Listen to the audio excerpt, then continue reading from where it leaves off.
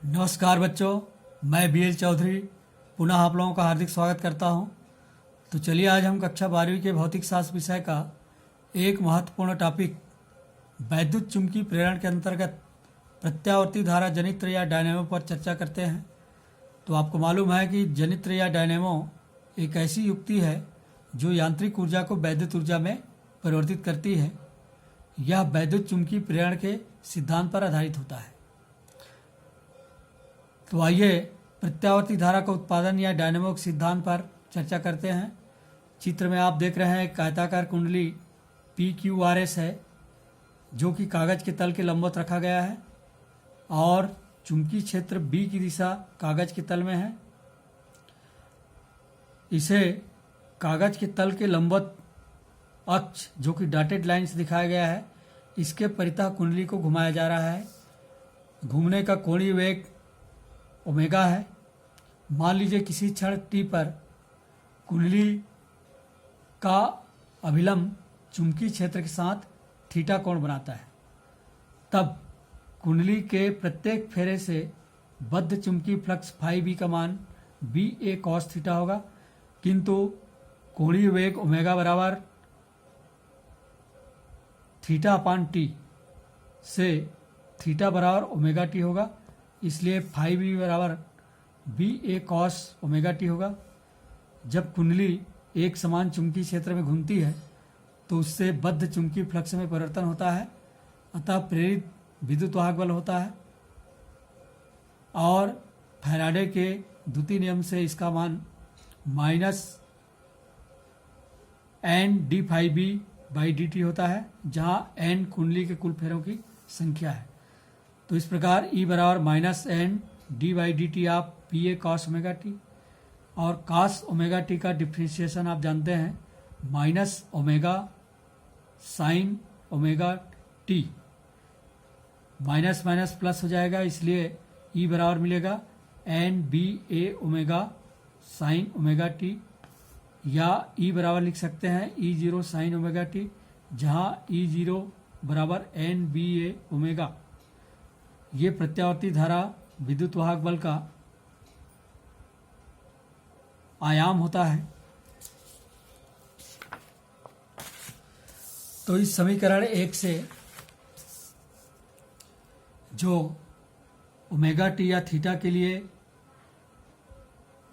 जो अलग अलग मान हैं उनके संगत E के मान निम्न सारणी के अनुसार होंगे। अगर थीटा का मान 0 है तो साइन 0 का मान 0 होने से E का मान 0 होगा। थीटा का मान या ओमेगा टी का मान पाई बाई 2 है तो साइन पाई बाई 2 या साइन 90 का मान 1 होता है, इसलिए E 0 होगा। साइन पाई रेडियन या 180 डिग्री के लिए 0 होगा पुनः, और 3 पाई बाई 2 या 270 डिग्री के लिए साइन का मान होता है -1। तो E का मान -E0 होगा, और साइन 2 पाई रेडियन या साइन 360 का मान पुनः 0 होता है, इसलिए E का मान 0 होगा। ये चित्र में आप देख रहे हैं दो चुंबकीय ध्रुव N S। तो चुंबकीय क्षेत्र की दिशा N से S ध्रुव की होगी चित्रानुसार। अब एक इसमें कुंडली रखा हुआ है। मान लीजिए कुंडली प्रारंभ में इस प्रकार से रखा हुआ है, मतलब कुंडली पर जो लंब खींचा जाता है वह चुंबकीय क्षेत्र B की दिशा में है, मतलब थीटा का मान 0 है। तो इस परिस्थिति में जो E का मान इस संगत ग्राफ में देख रहे हैं 0 प्राप्त होगा।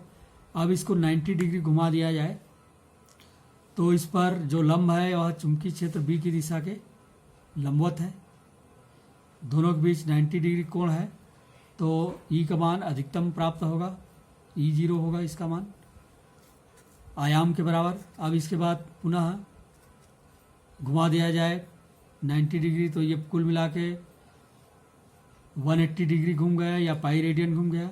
अब की बार पुनः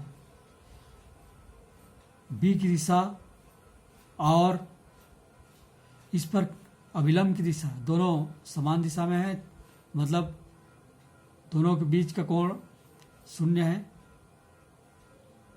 तो पुनः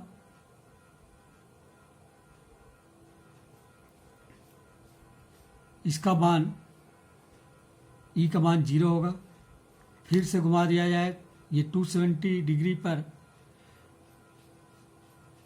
घूम गया, तो साइन 270 का मान -1 होने के कारण -E0 प्राप्त होता है, ऋणात्मक दिशा में अधिकतम प्राप्त होता है।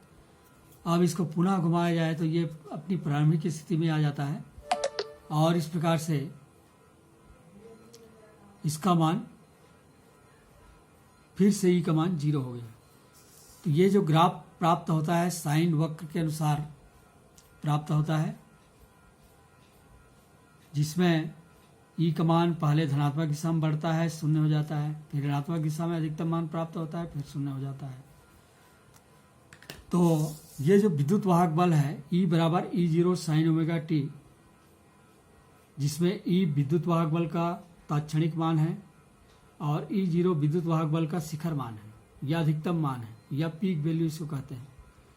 जब प्रत्यावर्ती विद्युत वाहक बल को R प्रतिरोध वाले किसी विद्युत परिपथ में आरोपित किया जाता है तो प्रत्यावर्ती धारा I बराबर E अपान R या I बराबर E0 sign omega T upon R या I बराबर I0 साइन ओमेगा टी, जहाँ पर E0 अपान R की जगह आप I0 लिखे हैं और इस प्रकार I0 बराबर E0 अपान R प्रत्यावर्ती धारा का शिखर मान है।